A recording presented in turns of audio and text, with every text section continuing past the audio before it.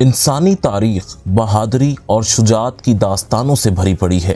بہت سے ایسے بہادر جنگجو اور بادشاہ گزرے ہیں جنہوں نے اپنی تلوار سے سلطنتوں کے نقشے بدل دیے، ناقابل شکست سلطانوں کو بھی خاک چھاننے پر مجبور کر دیا، غرور اور تکبر سے بھرے سروں کو ایک ہی وار میں تن سے جدا کر دیا۔ جنگ کے میدان میں اترتے تو دشمن کی موت کا پروانہ لے کر اترتے۔ ناظرین، آج ہم ایک ایسے ہی بادشاہ کی بات کریں گے جو بہادری میں اپنی مثال آپ تھا۔ وہ ایک معمولی زمیندار کا بیٹا تھا، اپنی ذہانت اور دلیری سے حکمران بنا اور پھر وقت کی طاقتور ترین سلطنتوں کو نیست و نابود کر دیا۔ اس عظیم سلطان کو دنیا امیر تیمور کے نام سے جانتی ہے۔ اسی امیر تیمور نے تیموری سلطنت کی بنیاد بھی رکھی۔ ایک معمولی گھرانے سے اٹھ کر وقتوں کے فرعونوں کو اپنے سامنے گھٹنے ٹیکنے پر مجبور کرنے والا امیر تیمور کیسے ایک عظیم بادشاہ بنا۔ امیر تیمور نے تلوار اٹھانے کے بعد کون کون سی بڑی سلطنتوں کو فتح کیا؟ اس کا تعلق کس خاندان سے تھا؟ ظالم اور سفاک بادشاہ چنگیز خان سے امیر تیمور کا آخر کیا تعلق تھا؟ اس طرح کے اور بھی بہت سے دلچسپ سوالات اور امیر تیمور کی زندگی کے بارے میں جاننے کے لیے اس ویڈیو کو آخر تک ضرور دیکھیں۔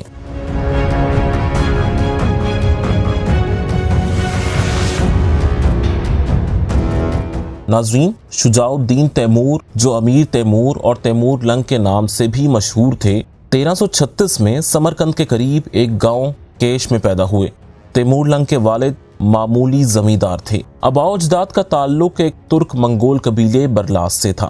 ناظرین، برلاس قبیلے کے بارے میں ایک دلچسپ بات یہ مشہور ہے کہ وہ مٹی کے بنے کچے گھروں میں رہتے تھے اور پکے گھروں میں رہنا بزدلی سمجھتے تھے۔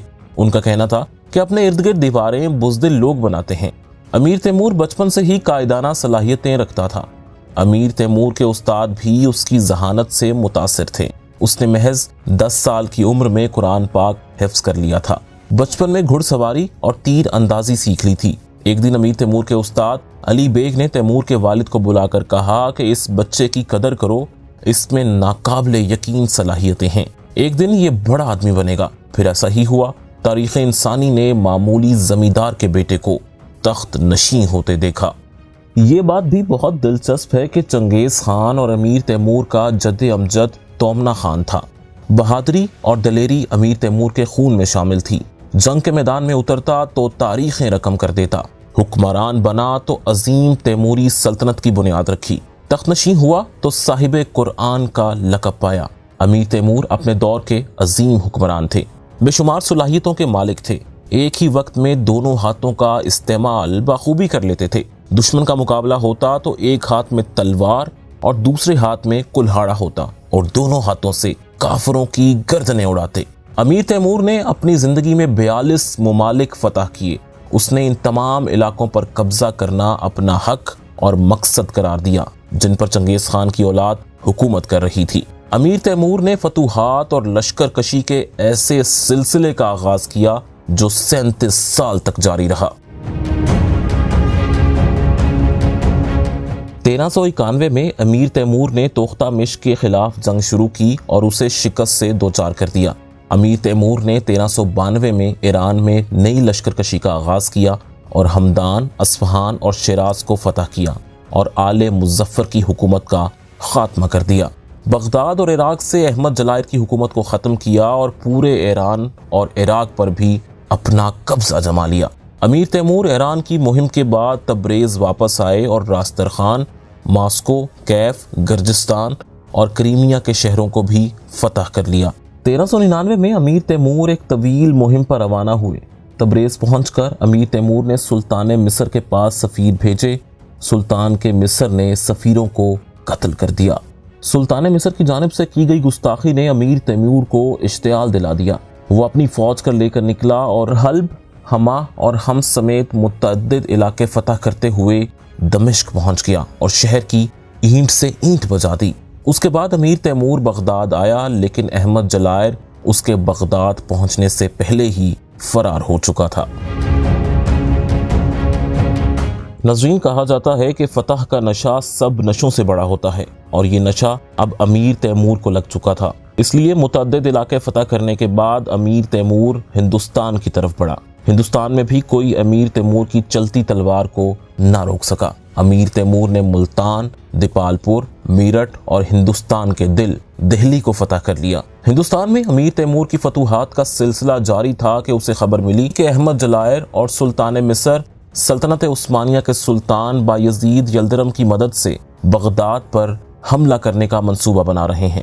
یہ خبر ملتے ہی امیر تیمور واپس سمرقند لوٹ آیا۔ ناظرین، سلطان بایزید یلدرم نے احمد جلائر اور قرہ یوسف کی ساتھ مل کر تیموری سلطنت پر حملہ کر دیا۔ امیر تیمور نے اختلافات کو خط و کتابت کے ذریعے حل کرنا چاہا لیکن ناکامی ہوئی۔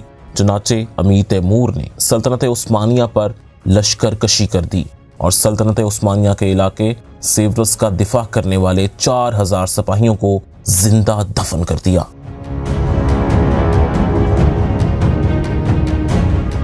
ناظرین، 1402 میں امیر تیمور اور سلطان بایزید کے درمیان انقرہ میں فیصلہ کن جنگ ہوئی۔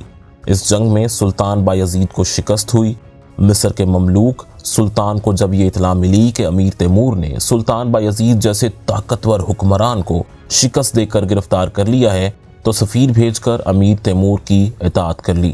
مصر میں تیمور لنگ کے نام کا سکہ ڈھالا اور مکہ اور مدینہ میں اس کے نام کا خطبہ پڑھنے کا حکم دیا۔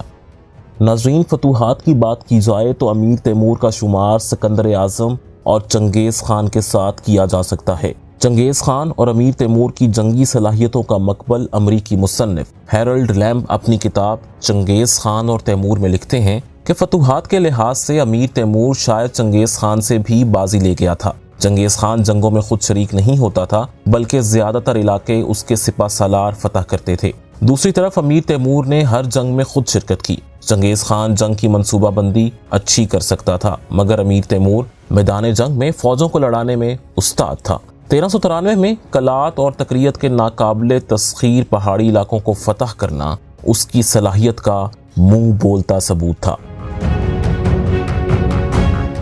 ناظرین، یہ بات بھی قابل ذکر ہے کہ امیر تیمور ایک سخت مزاج حکمران تھا جو مخالفت کسی صورت برداشت نہیں کرتا تھا۔ انتقام میں امیر تیمور کی جانب سے بہایا گیا خون چنگیز خان اور ہلاکو خان سے کم نہیں تھا، لیکن امیر تیمور کی یہ خاصیت تھی کہ وہ جب بھی کسی شہر پر حملہ کرتا تو وہاں کی عبادت گاہوں کو نقصان نہیں پہنچاتا تھا۔ امیر تیمور جن علاقوں کو فتح کرتا ان کو مقامی حکمرانوں کے سپرد کر دیتا اور صرف اطاعت کا وعدہ لے کر مطمئن ہو جاتا۔ اسی وجہ سے بہت سے ایسے علاقے جو امیر تیمور نے فتح کیے تھے وہ تیموری سلطنت کا حصہ نہ بن سکے۔ جس علاقے میں امیر تیمور نے اپنی مستقل حکومت قائم کی وہاں اس نے قیام امن اور عدل و انصاف، خوشحالی اور ترقی کے سلسلے میں قابل قدر اقدامات کیے۔ برباد شدہ شہروں کو دوبارہ تعمیر کیا اور تجارت کو فروغ دیا۔ امریکی مصنف ہیرلڈ لیمب اپنی کتاب میں لکھتا ہے کہ جس وقت سمرقند پر امیر تیمور کی حکومت قائم ہوئی تو وہاں سوائے کچھ کچی اینٹوں اور لکڑی کے مکانوں کے کچھ نہ تھا۔ یہی کچی اینٹوں اور لکڑی کا شہر تیمور کے ہاتھوں میں آ کر ایشیا کا روم بن گیا۔ امیر تیمور نے سمرقند میں چوڑی سڑکیں بنوائیں، جنوب کے پہاڑوں پر قائم مکانات کو گرا کر قلعہ تعمیر کروایا، باغوں کے گرد دیواریں بنوائیں اور جگہ جگہ پانی کے تالاب بنوائے۔ امیر تیمور کی حکومت کے بعد سمرقند کو گوکند یعنی نیلا شہر کہا جاتا تھا۔ امیر تیمور کا انتقال 18 فروری 1405 میں اترار میں ہوا۔ اس کی لاش سمرقند لا کر دفنائی گئی۔ ناظرین، آج کی ہماری ویڈیو آپ کو کیسی لگی کامنٹ سیکشن میں ضرور بتائیے گا۔ مزید آپ کن حکمرانوں کی زندگی کے بارے میں جاننا چاہتے ہیں ہمیں کامنٹ سیکشن میں ضرور بتائیں۔